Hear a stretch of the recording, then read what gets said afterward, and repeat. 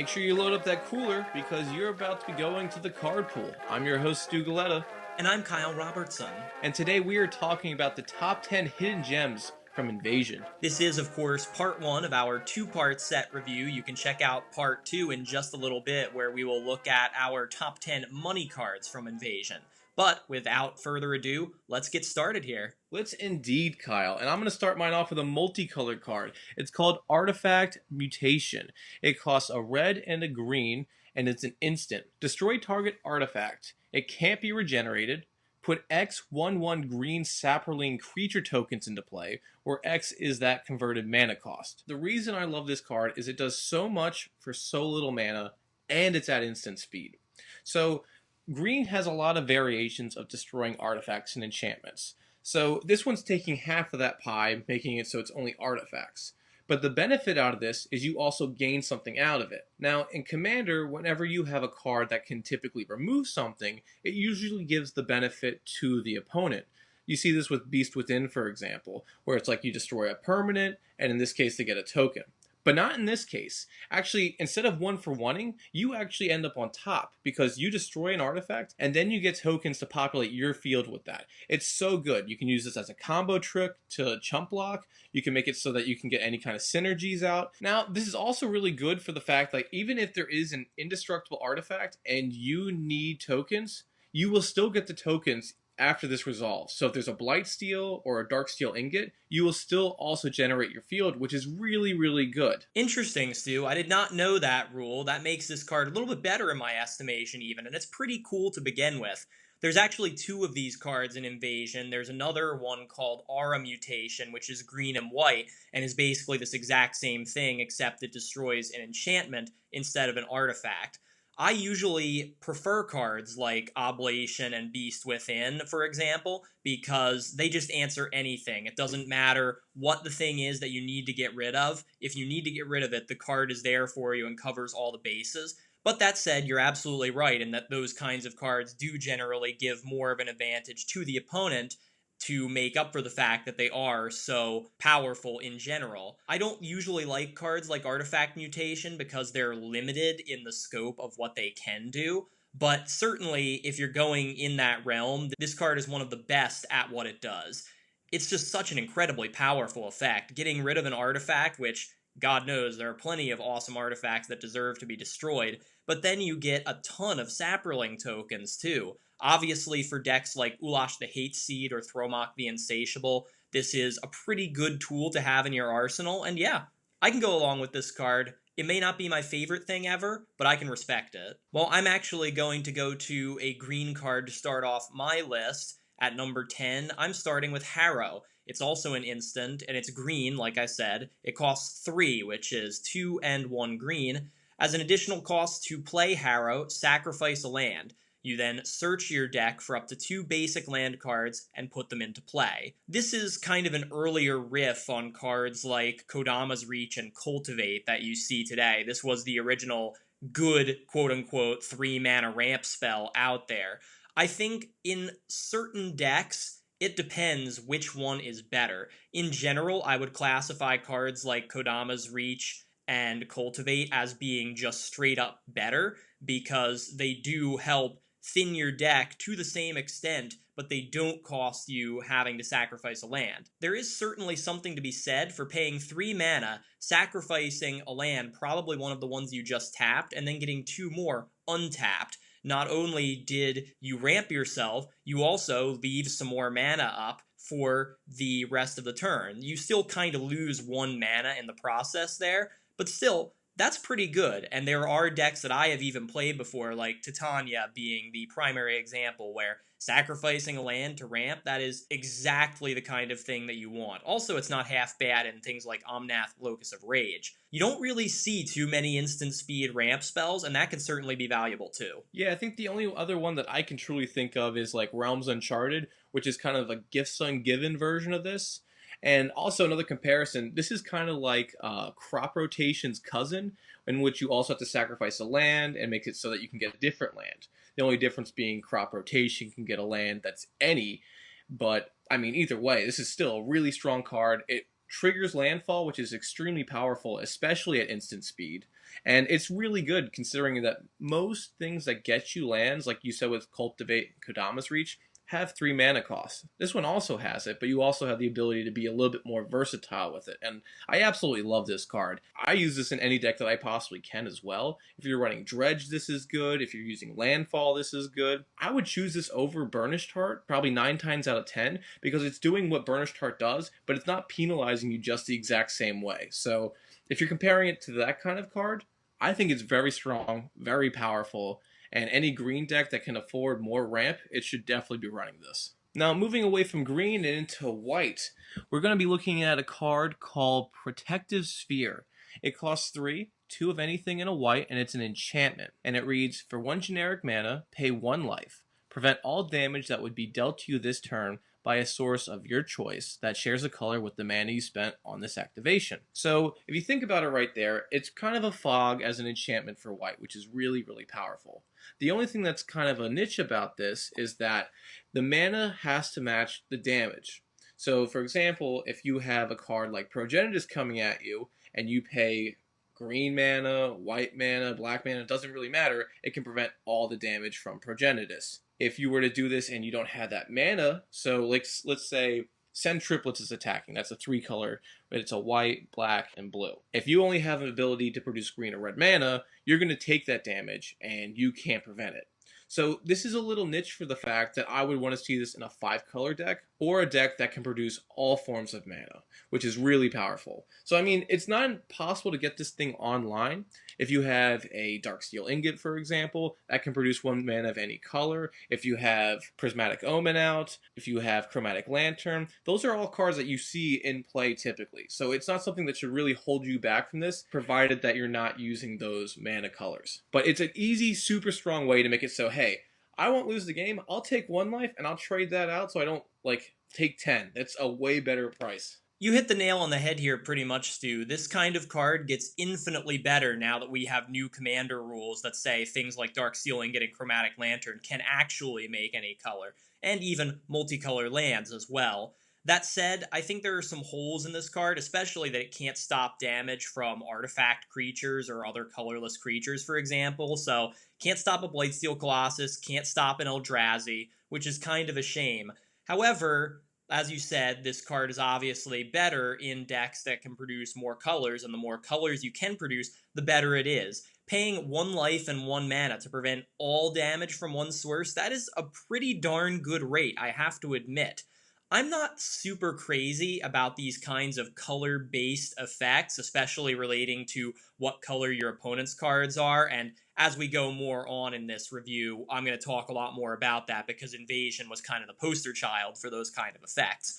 That said, though, if you can reliably produce more colors of mana, I would consider playing this card for the simple fact that, as you rightly pointed out, Stu, it can stop something like a Progenitus because these kind of effects don't target, which makes them just that much more powerful. Now, moving away from one card that doesn't target into one that does, would you like to tell us about it, Kyle? I would indeed, and yes, this does indeed target more than one thing, in fact. It's called Reckless Spite, and this is my number 9 on the list. It is a black instant. It costs 1 and double black, and it's very simple. You destroy 2 target non-black creatures, and you lose 5 life. I kind of compare this to a much older card called Ashes to Ashes, which is the same exact mana cost. It's a sorcery, and it exiles 2 target non-black creatures, and you lose 5 life. You could argue that Ashes to Ashes is probably the superior version just for the exile clause, which black doesn't really get that much of.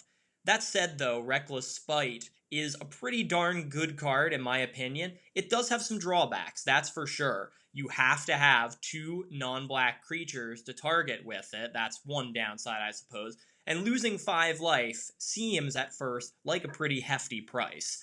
That said, 2 creatures getting killed off for 3 mana at instant speed is just ridiculously powerful. They had to tack on some kind of rider to that, and losing 5 life is a little bit steep, but in most cases, I feel that it's worth the investment, especially because this card has gotten reprinted a number of times, and that shows that it continues to be popular. I like targeted removal, as anybody who knows me can tell you, and low price multi target removal is just even that much better. I think this is one of the best black removal spells out there, and it deserves to get played a lot more than it does. I agree with you. And if anything, this reads to me as, Doomblade's bigger brother. So for like 1 extra mana and for 5 life, you can destroy an additional creature. And sometimes being able to destroy 2 targets is better than one. Like, how many times have you been in a situation where they're swinging at you for game and you need to stop as many guys as you can? It's really, really important. How many times do you want to hit something from one player's field and then another player's field? This doesn't target a player. So this way you can also make it so you have political access to help people out. You can remove a target and another target and say, hey, I'm just balancing the field. I'm not targeting one player in particular here. So you can still nullify the hate that could come at you, which is also really, really powerful. Plus, you're losing 5 life.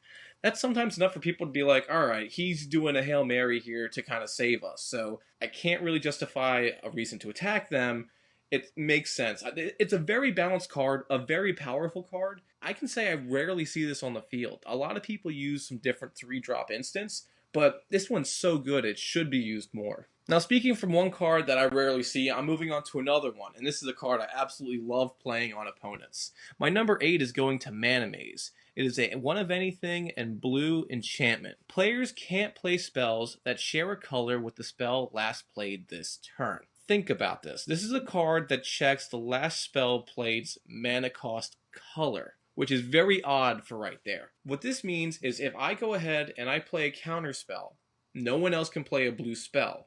Or if I play my commander, I can't play any other cards. So if you look at a card, let's go to Send Triplets again, for example. If I go ahead and I cast my commander, which is going to block the white, the black, and blue mana, that means no other player can play white, black, or blue mana, which means they can't counter it, they can't kill it, and they can't do any kind of target with it with an aura, for example. So that's really powerful, making it so that people can't mess with your play. Now, again, this kind of gets a little messed up with people with they're using different colors. So Beast Within, for example, could kill a Send Triplets after it hits. But it really complicates how people play their cards. They really have to be methodical about saying, hey, I need my commander out, but I also need this card to go out and protect it. So I have to choose one or the other, and I'm leaving myself completely open and vulnerable. But you also have the ability to ruin people's plays. Like if you know their commander is going to come out and you have an instant that shares a color with that, you can play the instant and obligate that mana color for that turn, ruining their play. It's such a crazy crafty card, and it takes some getting used to, but it's super oppressive. As some of you may have gathered at this point, Stu is big into 5 colors. He's the 5-color player. I'm really not. I prefer decks that are 2-colored, sometimes maybe 3, although I prefer dual-colored for sure. Therefore, I have nightmares about playing against cards like this, because I've had this played against me many a time and I have never enjoyed it. For the rate that it provides, at just 2 mana, imagine how early this comes out and can really completely change the way people play the game, and will pretty much tie up your entire hand attempting to get around it somehow. And it just slows things down so much and gives so much advantage to the player who wields it that, again, I'm surprised that I don't see this card played more. It is just that good. It really is. And I like to think of it as a combination of kind of like Grand Abolisher mixed with Aethersworn Canonist, because yes, it doesn't grant you the same kind of protection Grand Abolisher does at first, but it can if you use the mana that way. So it can protect you like that. And also, Aethersworn Canonist is kind of doing a crawl space, if you think about it, preventing certain things from being played after one thing's already been played. Moving on here, I'm going to go to a multicolored card, my first one of this list. At number 8, I have Cauldron Dance. This is a rather pricey red and black instant. It costs 6 for a black and a red. You can only play Cauldron Dance during combat, either yours or your opponent's. It doesn't specify. When you do play it, you return target creature from your graveyard to play. That creature gains haste, return it to your hand at the end of the turn. At the same time, you could put a creature from your hand into play. That creature also gains haste, but it goes into the graveyard at the end of the turn. I kind of picked this card just because it's so bizarre. I don't really play this card a heck of a lot, but I have multiple copies of it, and I've tried it out at times. I find it always just a little too cute and a little too costly for what it tries to do, but it's just such an interesting effect. Being limited to combat isn't great either, but the switcheroo that this does is kind of bizarre, but kind of awesome. It perfectly encapsulates the combination of red and black, in that you play a creature from your hand, it gets haste, and you sacrifice it, much like sneak attack, but also you can reanimate a creature. And the best part is the creature you reanimate from the graveyard doesn't even die. It then goes back to your hand so you can use it all over again. This is just such an interesting card, and I wish I had more reasons to use it. But like I said, 6 mana tends to be a little bit much for me for this kind of effect. Not to mention the fact that you have to make sure you have a target in your grave and a target in your hand for this to really work to its full potential. I love the flavor of this card entirely, and I can totally see why you would indulge this card in a deck. It is such a great switcheroo, and I mean, black and red love having stuff in the graveyard. So if we think back to Entomb, that's a card that you, for 1 mana, are able to dump any card into the graveyard. And it's usually some sort of big fatty you don't want to get into your hand. Or if it's some sort of little combo piece. But not in this case, you wouldn't really typically do that. I would love to, like, Entomb, play this card, and like whatever goes to the grave is fine, and then like dump out an anger or like a filth onto the field, and then swap those two, put one of those in the graveyard, get some sort of giant beefy card onto the field, and then cast it again later. It's so much fun. It's so much value. And this is perfect in a deck that likes to get rid of its hand and reanimate creatures. For example, Olivia Mobilized for War is one place where I think this card might be ideal. You're discarding a ton of cards from your hand to make your creatures on the field more powerful, but hey, they're going to get destroyed at some point and you're out a bunch of cards. Enter Cauldron Dance, where you can just play something really powerful from your hand and at the same time bring back the best card from your graveyard, not really lose anything in the transfer either. You'll probably want the thing that goes back to your hand a lot more than you want the thing that gets played anyway at the end of the day, so why not give it a try? And even though this card costs 6 mana, if you think about it, if you have a card in your hand that costs more, you're still cheating it out into play. It may only be for a turn, but it's like a pseudo 1-turn sneak attack that doubles down on both the hand and the grave. So, I mean, it's really powerful for that aspect alone, and yeah, I could totally see someone using this. Well, I see you have a twofer coming up here, Stu. That's rare. You want to explain this one to me? These are 2 cards I wanted to talk about, and I had to just slide them into the same spot because they do something very similar to one another. So, starting it off at my number 7.5, we'll call it, is Stand or Fall and Fight or Flight. So, I'm going to talk about Stand or Fall first. It is a 3 of anything and a red enchantment that reads, at the beginning of your combat phase, separate all creatures defending player controls into 2 face-up piles. Only creatures in the pile that player chooses may block this turn. Now, before I start talking about this one, I want to bring up the other card. Fight or Flight is the white version of this. Has the same mana cost of 3 of anything and a white, and it's also an enchantment. This one reads, at the beginning of your opponent's combat phase, separate all creatures that player controls into 2 face-up piles. Only creatures in the pile of his or her choice may attack. So you can see why I tried to double down on these two. It's very similar, but the only difference is one is dealing with attacking and the other is dealing with blocking. And the reason I wanted to talk about these cards so badly is because these are effects that happen for free every turn. And that is super, super powerful. Anytime you can get repeatable effects for no mana cost is super, super strong. So in this case, what you are doing is you're messing with people's blocking and attacking. And there's not much more I can say about that as opposed to being able to ruin people's combat strategies and abuse them for whatever they're choosing. It's just so much fun and it's so strong. This kind of reminds me of an enchantment split up version of a card like Master Warcraft, for example. It's basically trying to do the same thing, except, as you said, on a more permanent basis. I'm not typically a huge fan of these cards because a lot of the time you're just picking the least bad of 2 equally bad options. That can kind of come up. Still, though, splitting a large token army in half so they can only either block with half of them or attack with half of them isn't the worst thing in the world.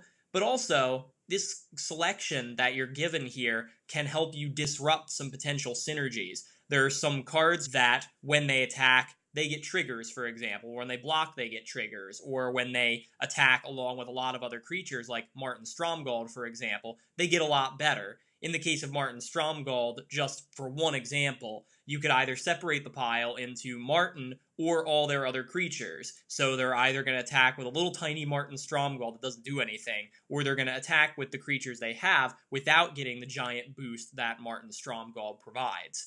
I'm not exactly sure what kind of deck exactly these would go in, but it's interesting. This is kind of a thought-provoking exercise for you deck builders out there. Would you use these? I don't know where. Give me some ideas here. I'd be interested to know. Well, I'm going to give you at least one hint, and to everyone else that's listening. So the first one, stand or fall, I would love to see an attack matters deck. The mono red Neheb, who has the afflict, he only cares about dealing damage. So if you're able to make it so that their blockers are being prevented or cut in half, you're going to be able to abuse his mana producing effect like crazy and be able to just overwhelm them in sheer numbers, which is great. And then as for the white one, I mean, the only thing I can truly think of is that you would want it in any kind of pillow fort deck, whether it's a Super Friends kind of build or just mono white enchantment kind of like, hey, just don't attack me, I'm just not going to mess with you kind of stuff. But again, like Kyle said, any of you builders listening, be sure to let us know who is the commander that would reign supreme with these enchantments. Now moving away from two colors into another two colors, Kyle, what can you tell us about this? Well, my number 7 is one card, but it's actually kind of similar to the last one I did. It's called Spinal Embrace, and it's another 6 mana instant. This one is blue and black. It takes 3 colorless, 2 blue, and 1 black.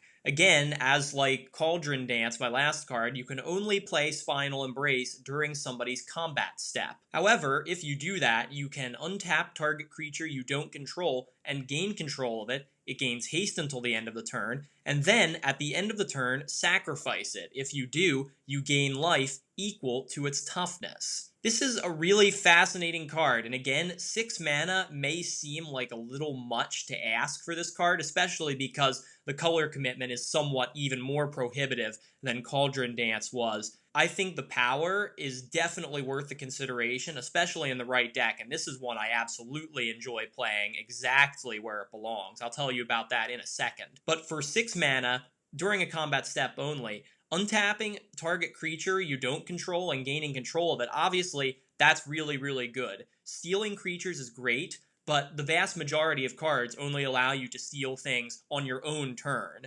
It's very rare that you see an effect that allows you to take something like this on somebody else's turn. The fact that it gains haste means that you can use any of its abilities or even attack with it if you want after you steal it, which usually doesn't really happen. The real value in this card, though, is that most of the time, if you steal something with something like Zealous Conscripts or Act of Treason, you're going to hit somebody with it, probably, but then it's just going to go back to your opponent, and it's going to continue causing you problems turn after turn, unless you somehow were to sacrifice it or get rid of it or something. Spinal Embrace takes both of these concepts and does all the work for you, because at the end of the turn, after you're done abusing whatever card you took, not only do you get rid of it, but also it gives you some life back, which can be immensely helpful.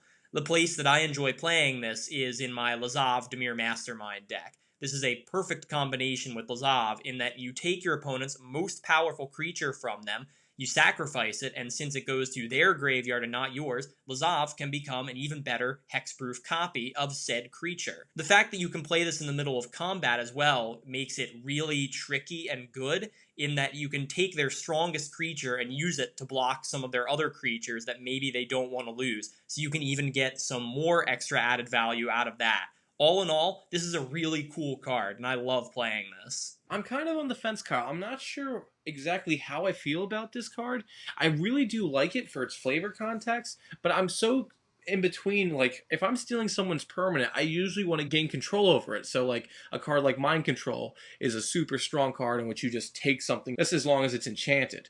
But I think I might be even thinking about this wrong because I think it's more of a removal spell. And that's what's kind of baffling me about it because it's like 6 mana, you take something, but I don't think the point's taking it because at the end of it, it's sacrificed. So if it's a creature with indestructible, you can remove it, gain life, and it's gone and out of the way, or you can do it for a combo trick. It's a very unusual card. It does something that I wouldn't normally expect a card to do, especially in these colors, but if I was playing against it, I would definitely not be able to plan for this coming at me. Now, staying on the Dimir bandwagon, I have a phenomenal card called Vile Consumption. It costs one of anything and a blue and a black. It's an enchantment, and it reads, all creatures have, at the beginning of your upkeep, sacrifice this creature unless you pay 1 life. This is a card that is very powerful for keeping people's creatures off of the field. And it is super powerful because instead of taxing somebody with mana, you're taxing them with life. So they go really wide and have a huge token army. If they want to keep those tokens on the field to chump block or to attack or to even multiply, they're going to have to pay life, and it's going to hurt them to do so. Now, also, if you're playing with somebody who's using a Voltron kind of strategy where they have just a sole creature or two on the field, like you would see with a Saram deck, for example, they won't be as heavily taxed as a person who does. But I love this fact where it has to obligate a person to delegate the resources to it. It's kind of like Tabernacle. Now, it's nowhere near as powerful as the land. I'm going to just say that out right there. But it has the same kind of effect where it's constantly saying, hey, if you're going to have this on the field, you better be ready to pay for that cost. And that is something, for 3 mana, I can totally get behind. This is kind of an interesting card because you see these kind of tax effects a lot, mostly in white. You don't typically see them in blue and or black, especially together. This makes for a really interesting card and one that I didn't really know about until we reviewed this set.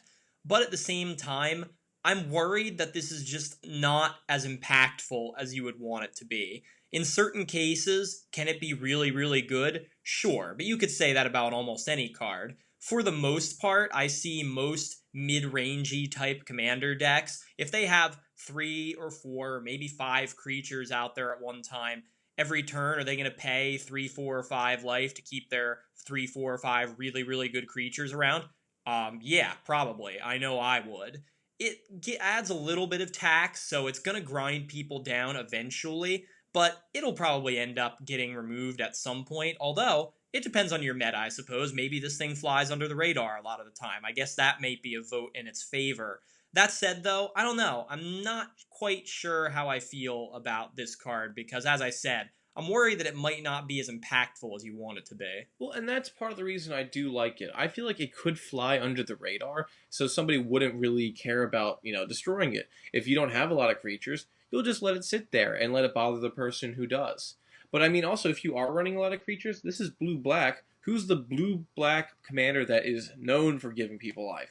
Aloro. He just sits in the command zone and gives you life. So if you play this with him, what's your real downside? You're just accumulating life to pay for this if you really needed to.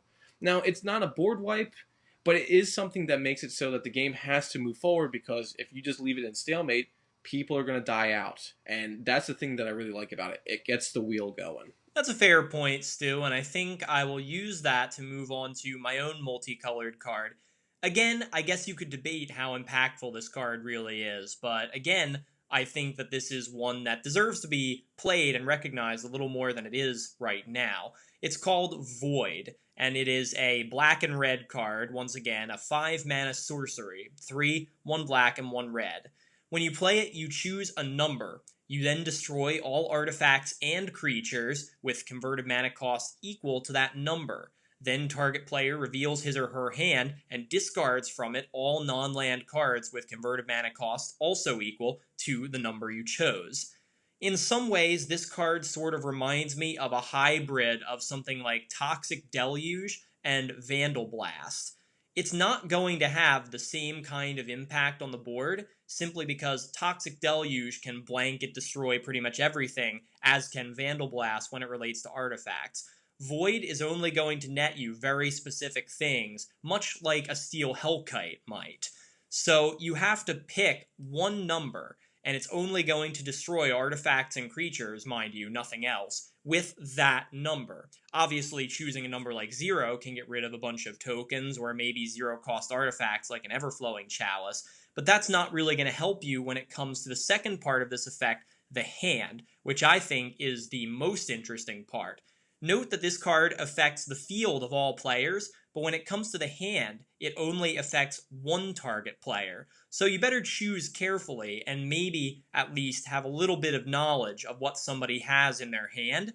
That's something black and red don't generally tend to have, which is another reason why this card interests me so much. There are a lot of things that generally tend to have the same kinds of converted mana costs, And in a game like Commander, where there are a lot of things on the field at the same time, you're generally going to be able to hit a lot of targets with this at the same time. The fact that it's a board wipe that gets rid of artifacts and creatures makes it noteworthy in my book, but a board wipe selectively that could maybe not hurt you as much as it hurts everyone else with a discard thing tacked on. That's not really something you tend to see. And the fact that for just 5 mana, you can potentially get rid of a ton of problems on the field while also attacking the hand of the person who's most ahead, that's pretty solid. Yeah, you're totally on this train of interesting cards that I just am scratching my head about, Kyle. And of course, it has to be another Rakdos one for you. I like this card, and the reason why I like it is your comparison to Steel Hellkite is really great. Like Steel Hellkite, it is a one-shot use to be able to destroy certain permanents on a player's board. Steel Hellkite can be used multiple times if it gets through with the damage, but usually you care about playing Steel Hellkite to get it through at least once to destroy the one thing that you cannot deal with. This thing gets around the combat step, which is really, really good, and I could argue would be quote-unquote better than Steel Hellkite. There's a lot of things that are going to get in the crossfire of this that makes it super powerful. You can disrupt a lot of strategies if someone just tutored something to their hand and you know the cost, or if there's a lot of like mana rocks that cost 2 or 3 mana out to make it so that, alright, these are all gone as well. It's a great flavor card, very versatile. The one thing that holds me back is over a perfect board wipe like Damnation or Wrath of God or even, Blasphemous Act. Those are all really good because right then and there, they act and they wash the board away for you. But this is a great card nonetheless, Kyle. I really like it. I would love to see this in a Rakdos deck. I have to go into my 5-colored EDH player mode right here because this is a card that just encompasses this to its full entirety. We're talking about Spirit of Resistance. It costs 2 of anything and white mana, and it is another enchantment. If you control a permanent of each color, prevent all damage that would be dealt to you. So flat out, no more damage. Combat damage, effect damage, all of it. And all you have to do is have something that is a 5-color permanent. Now, if you think about 5-color permanents, those are commanders. So you can bring those in repeatedly and make it so that you can prevent all damage coming at you, which is super, super strong. Anyone who's ever built or played a Child of Alara or Progenitus deck, you don't always have the ability to block because you need to be able to swing in and kill them and end the game when you get the chance. This makes it so you can swing and have no repercussions. There's been tons and tons of games where I've had Progenitus on the field. I finally summoned him out. This all-powerful creature can't be targeted. It can't be blocked. It's so strong. But I have 5 life, so it doesn't matter. Next turn, if I attack with him, I'm dead. With this on the field, it totally gets around it, and it makes it so that I have a fighting chance. And I mean, if you move into other 5-color commanders, you have Horde of Notions, you have the new dragons that came out in the new commander set. They're all cards that would totally love doing this, and it's a super low cost for a huge reward. Yeah, this is another one of those cards like Mana Maze that I personally have had the experience of playing against many a time. And while it may be very niche in its use, in that you pretty much need to play it in a 5-color deck with a reliable to cast 5-color creature, or it gets kind of unreliable itself, this is really powerful if it gets out there and sticks around with this effect in play. It's like a solitary confinement that doesn't cost anything in that case, which I have to tell you is just so, so good. It's really kind of a pain to get rid of, too, because it's an enchantment, and while destruction for enchantments is out there, it's not nearly as readily available as artifacts and creatures. My number 5 is going to be Phyrexian Delvar, another black card. It seems simplistic, but I really love it because it's just so good. It costs 5 mana to play, 3 and double black, and it's a zombie, which I don't have to tell you is a very relevant creature type. When Phyrexian Delvar comes into play, return target creature card from your graveyard to play. You lose life equal to that card's converted mana cost, and it is a 3-2. So let's look at the stats. 3-2 for 5 mana. That's not really that stunning in terms of stats. It's a zombie, like I said, relevant creature type, can be pretty good in a tribal deck. But really, I think this card shines just about anywhere you can use it in a deck that cares about reanimating things from the graveyard. We've talked in the past about cards like Reanimate, that for 1 mana, for example, brings any creature back from any graveyard, and you lose life equal to its converted mana cost. Phyrexian Delvar may only focus on your own graveyard, and it may not have the low mana cost that Reanimate does, but it has much the same effect otherwise, and the virtue of it being a creature with an ETB effect like that makes it maybe even a little better, in my opinion. You can really play the heck out of this in zombie tribal builds because there are multiple ways to search for it and recur it. And you're in a black deck after all, so there's a lot of tutors, lots of discard, maybe even from your own hand, and then reanimates. Delvar itself, though, has an ETB effect, which means it can be copied by things like Stronic Resonator, Panharmonicon, and what have you. There are so many decks out there that would love to have a card like this in it.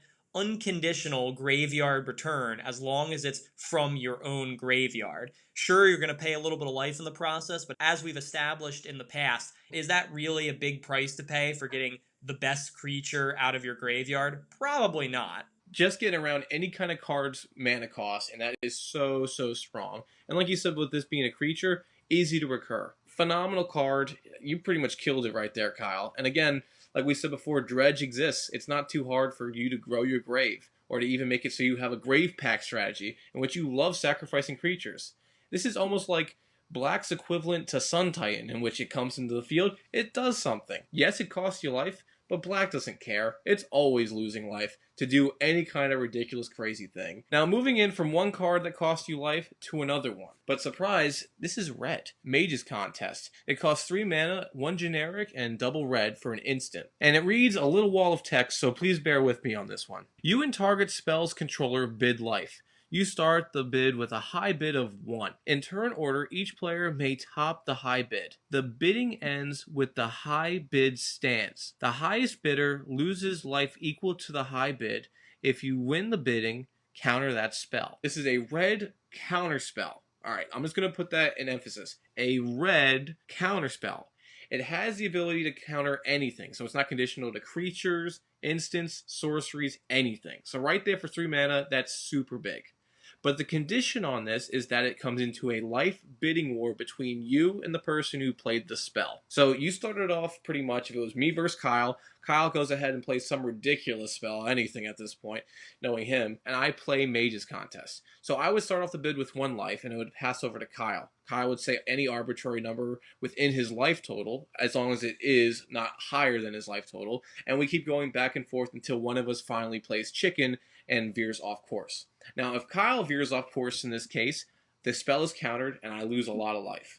Now, if I veer off course, Kyle loses a lot of life. The reason I love this card so much is because red is always peeling away people's lives. A commander that I would love to see this in is Heartless Hitagetsu, who's constantly always bringing down people's life totals, and now you're going to make it so that they have to use their life to make it so that they can get some sort of combos on the field. This is oppressive. This is unheard of, and no one's ever going to see this because it's in red. Yeah, this might not even be too bad in an Aheb the Eternal deck, because it is going to cause other players to possibly lose large amounts of life. As you kind of encapsulated it perfectly, Stu, I would prefer to call this card Staring Contest and or Chicken. It's basically you playing a game of chicken with all of the other players involved, specifically the person who's casting the thing that you don't want to put out there, and you're basically asking them, okay, how badly do you want this? It's exactly like poker. You're going to bluff, you're going to call each other's bluff, and somebody is going to end up losing a lot of life and probably losing big on this,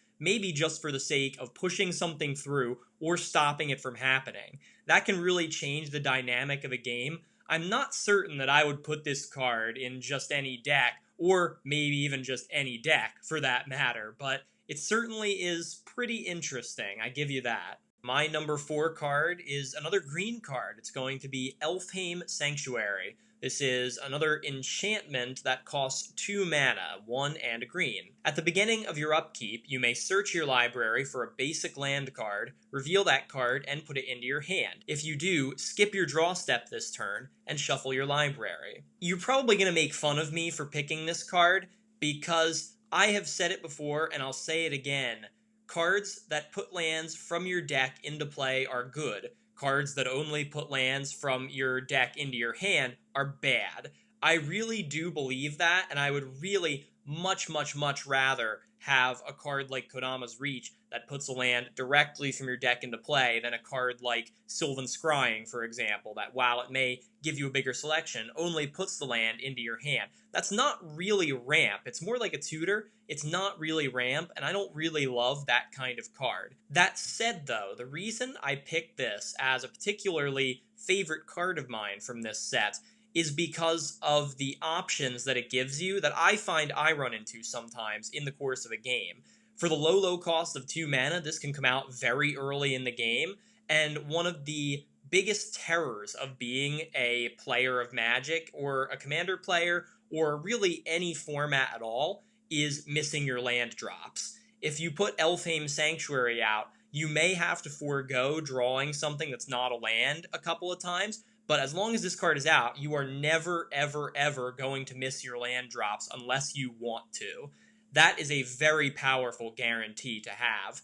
There are other kinds of effects where you pass up drawing a card in order to tutor for other certain types of cards, and while putting a land into your hand every turn rather than drawing something else doesn't sound all that great, keep in mind, you don't have to do that. This is just a whenever you want to kind of thing. If you don't mind passing up your draw in order to play your land for turn, go ahead. If you would rather not play a land and actually draw whatever is on top of your deck, go ahead and do that too. It really doesn't matter, and it's totally up to you. That kind of card selection is kind of hard to come by in Green, and things that permanently stay out on the board and guarantee that you'll never miss a land drop, in my experience, are pretty hard to come by. That's why this one makes my radar. I actually have to commend you on this one, Kyle. I totally missed this, and this is actually a card I would 100% talk about.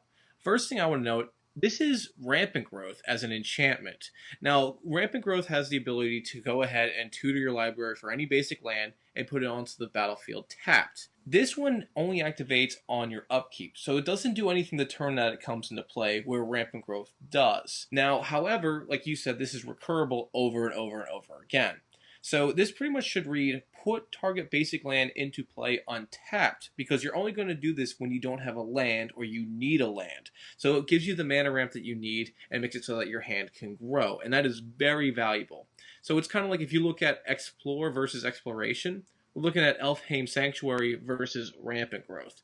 It's something that can stick around. Now, they each give you different value for what you're doing, and again, they fit different playstyles, so there is no one-size-fits-all for this. But this is a very good card to have. And if you're running any kind of 3, 4, or 5 color deck that you need to continually be able to play lands to stay up with people, this is very strong. This will take you to that late game real quick and make it so that everything is all right. And I really like this card for just that versatility. This is a great find, Kyle, and I totally missed it. Well, thank you, Stu, but I see up next you have another 2 mana enchantment of your own to talk about, and this one, wow, that is a doozy. Yeah, I'm going on the red train again. It's called Shivan Harvest. It costs 2 mana, like you said, Kyle. It is a generic and a red. It's an enchantment that reads, for the same mana cost as the card, you sacrifice a creature, destroy target non-basic land. This should read, sack outlet, land destruction. This is Wasteland as an enchantment, with the only cost, instead of losing a land, you're instead losing a creature. As we saw earlier with Artifact Mutation,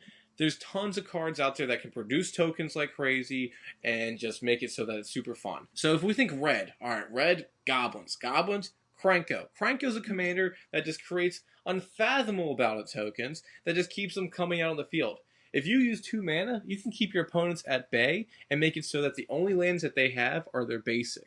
Now, if you think of Commander, any deck that isn't a mono or maybe even dual colored has very few amounts of basic lands, just for the versatility of blowing up another land, or getting extra mana, or extra protection. So this is really strong to make it so it neuters extra effects that are super strong. So Glacial Chasm is a card that people groan at if they don't have any form of land destruction, because if you can't get rid of it, yeah, they'll lose out eventually, but it just makes it so that you can't do anything against them. You can't eliminate them the way you want. This is an easy way around that, or any other crazy specialty overpowered lands in the game. Yeah, I gotta give this one to you right back, Stu. I completely missed this card as well, and like I said when I was teasing it before, wow, is this a powerful effect.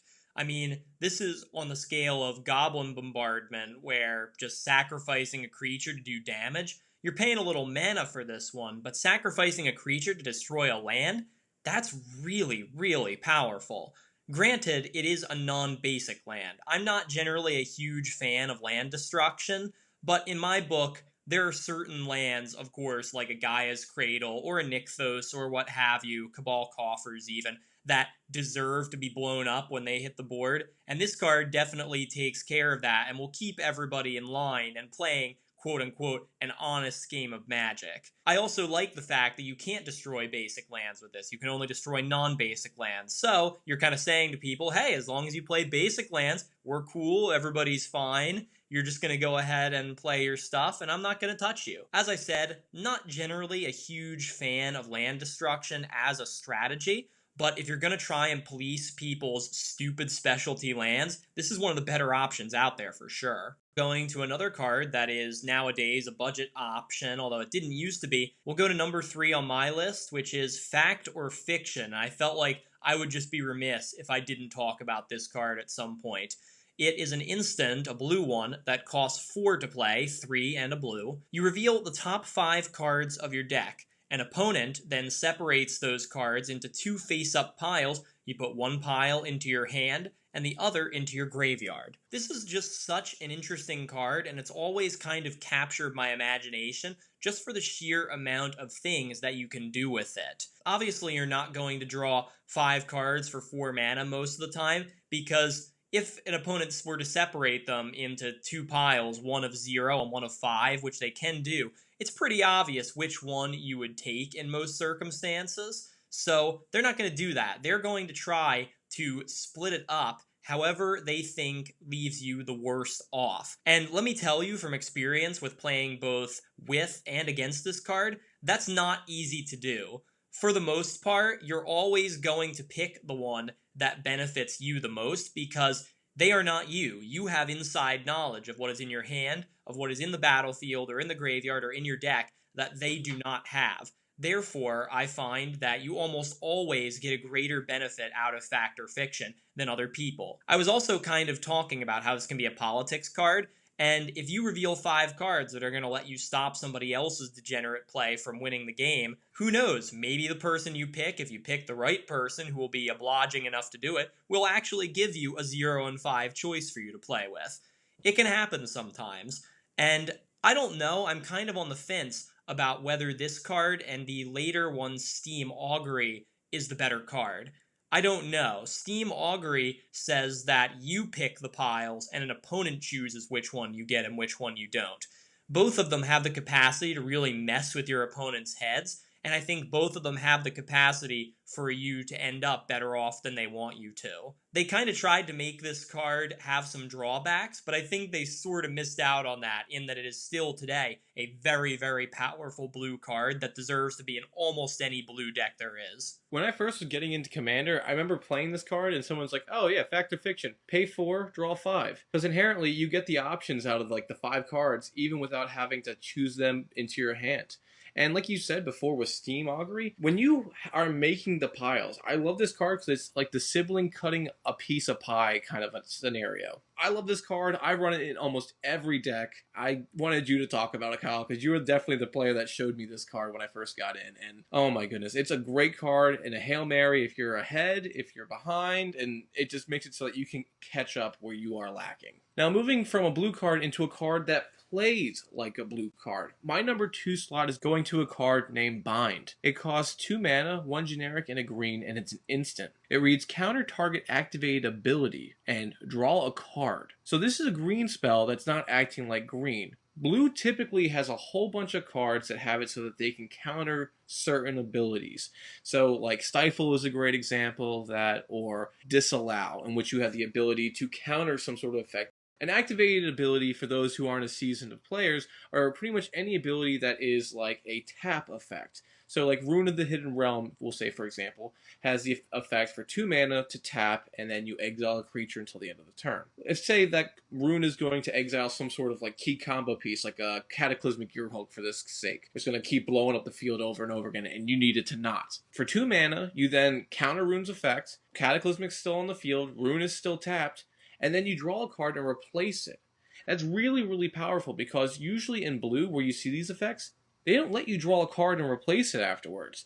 And in green, drawing cards is very unusual. So this whole card, it just makes you like, why is this green? Now, I'm not opposed to it being green. I love green. Green is pretty much at my core of a player. So I love this effect. It just blows my mind. I've never seen this before. Well, I think you pretty much covered this one, Stu. I mean, I'm not a huge fan of this card for two reasons. One of which is, although it does counter any activated ability on any permanent, which includes specialty abilities of lands like a Maze of Ith or a Mystifying Maze, for example, and it also covers abilities that don't even tap, that just maybe require some kind of life cost or mana cost or discard cost or other kind of cost in order to activate. That's an activated ability. I don't love the fact, though, that if you counter something, it doesn't get rid of the thing that was countered. So, if there's an ability that just costs mana to activate, for example, or even if a creature that tapped to use an ability then can get untapped again, the ability got countered once. They're free to use it again as many times as they want, as long as you don't have another one of these cards out there. That's kind of a downside to it, and in a green deck, I think there are different things that I might want to be doing,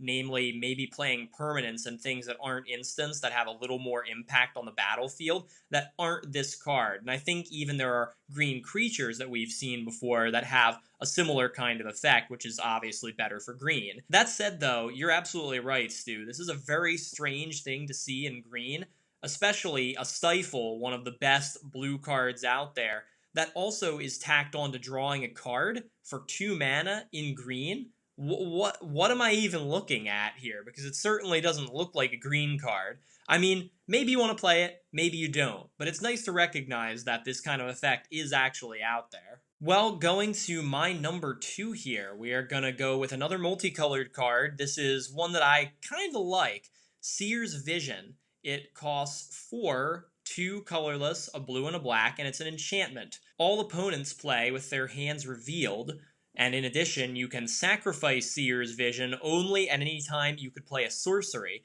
to look at target player's hand and choose a card from it and have that player discard that card. We see comparisons to cards like this in things like Zur's Weirding and Telepathy, in that they give you a sense of what other people have in their hands, and you get all the information with the added upside of you don't have to reveal your hand, only your opponents do.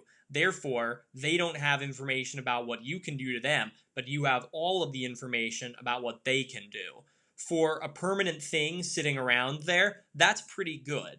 Although, you might say, Telepathy does the same thing and it only costs 1 mana. Why would I bother paying 4 and 2 colors at that for the exact same effect? That's where the second part comes into play. It can only work at sorcery speed, granted, which is kind of a downside. You can't obviously use it during somebody's turn if they draw something absolutely crazy. You can't stop them with this card. But if you see something after you play this card in your opponent's hands that you really don't like and you know you absolutely have to get rid of before it hits the board, you can get rid of it. It's that easy. I would really love to actually play this card in my Lazav Dimir Mastermind deck that I may have mentioned before, because not only do I like the idea of having more information about my opponent's plays while they know nothing about mine, it can also strategically get rid of the most powerful creature from any one of my opponent's hands, which will trigger Lazav into becoming a hexproof version of that very same creature. So all in all, this card might be a little pricey mana-wise for you, and it has its limitations,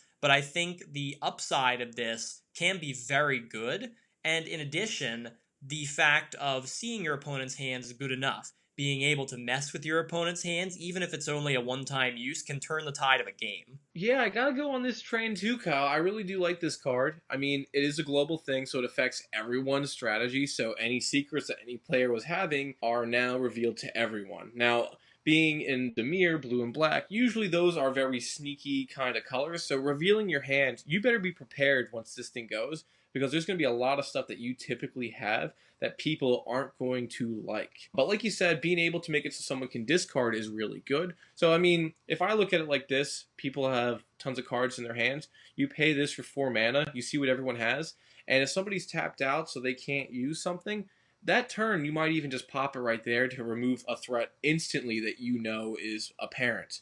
But also, the 4 mana cost shouldn't really be that big of a deterrent. If you look at it like if you were going to use a one-shot card to view someone's hand, and then another one-shot to make it so that they discard a card. So if we're talking like Gitaxian Probe into Thoughtseize, like, alright, you're using more mana. Now, again, Gitaxian Probe could be life over mana, but if you were still trying to combo those together to have a good selective discard, you're going to start adding the mana up. And so this is actually reasonable for the 4 mana for here because it has both contingencies. It has the safety and it also has the reveal, and it sets everyone on a solid playing field. And I like this card a lot. There's nothing for me to really hate about it. Well, going to our number ones here, Stu, I don't know about mine, you could tell me how you feel about it, but I definitely agree with this one. This is a card that I play everywhere I can. Yeah, and that's why it's at my number 1 slot, because I am totally a fanboy of this card. My number 1 slot is totally headed towards Rout. It is a 5-drop sorcery, costs 3 of anything and double white, and it reads, you may play Rout anytime you could play an instant if you pay an additional 2 generic to play it. Destroy all creatures that can't be regenerated. So this is a very simple board wipe. It costs 1 more mana than Wrath of God, and if you're already running Wrath of God, you of course are going to run more board wipes. So for 1 more, why not this one? Well, I'll tell you why. For 2 extra mana, this is an instant speed board wipe. It's like White's version of Cyclonic Rift because no one's going to be able to see it coming. You're going to be able to instantaneously control the field, wipe it out, and clear it out. So like Cyclonic Rift for 7 mana, you then make it so everyone else loses their permanents. You're doing the same thing. A little different, but if you get my idea, you're resetting the board so you're not losing or you're clearing out all threats that you care about. And for that reason alone, to make it instant, it is so, so strong. Once again, I find myself shocked that more people don't play this card, and I find myself shocked again that I can take people by surprise when I do play it. Because it apparently doesn't seem to be all that popular outside of the circle of us, really, as far as I can tell. The real power here is the option. Not only can you certainly destroy all creatures, and the fact that they can't be regenerated can be pretty useful sometimes because they stopped printing that on cards nowadays, but you would ask, why would I want to pay more mana than Wrath of God or Day of Judgment for a card that pretty much does the same thing? It's because it gives you the option of making it an instant.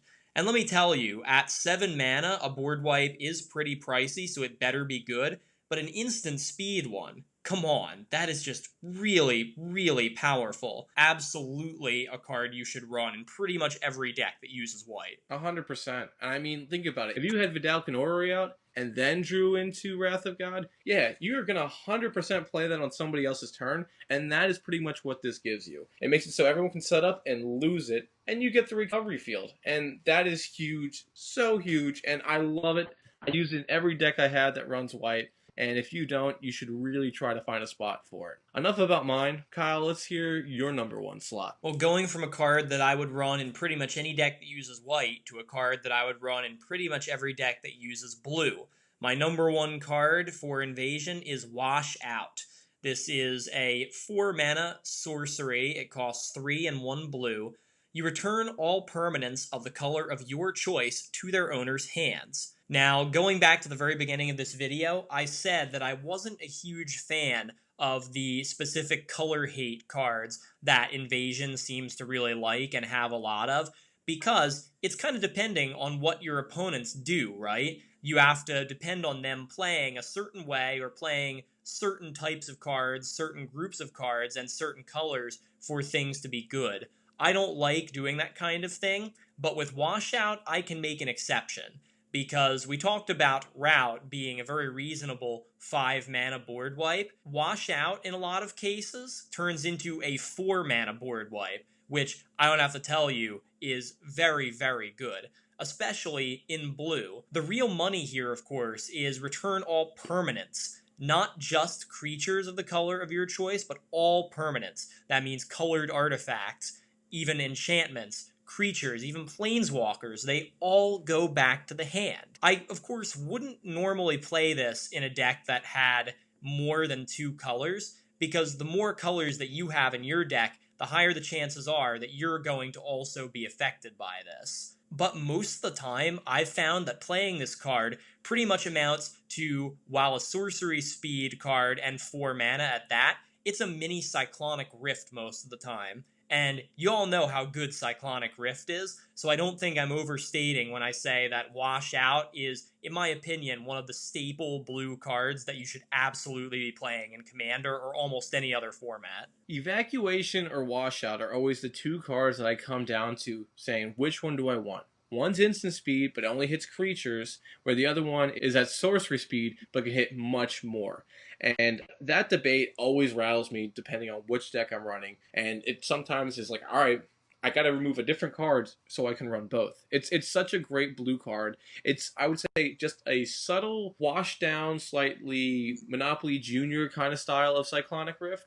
But I mean, for 4 mana, that's very reasonably priced. You can play it early, hurt someone from growing big too quick, and make it so that you can totally reap the rewards. It's really good. It's blue at its core. It loves bouncing permanents, and there's nothing bad about this card at all. So that's our pool time for today. Now, if the water felt just right, be sure to check out our following segment in which we discuss the top 10 money cards from Invasion. And take a look at our hidden gems. Do you use any of these cards? If so, what decks do you use them in? And do you think there are any gems that we might have missed in this set? Either way, no matter what you think, let us know in the comments down below, or you can always hit us up at mtgthecardpool on Twitter, or you can email us at mtgthecardpool@gmail.com. I'm Kyle Robertson. And I'm Stu Galetta, and we'll see you next time at the Card Pool.